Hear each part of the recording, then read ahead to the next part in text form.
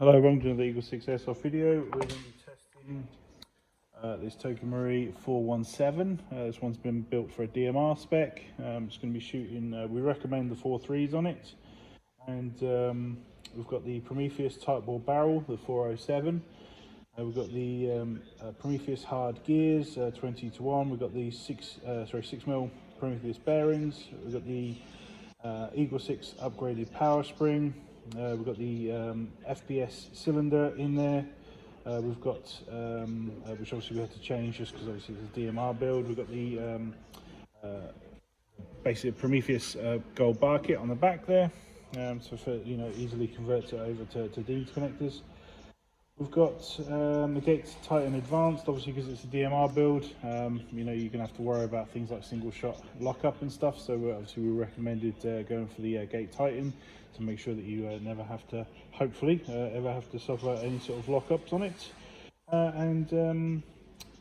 Yeah, so obviously we're ready for testing on it, just to demonstrate it. Obviously all the build specification will be in the list for the description for the video. We just want to demonstrate it working now.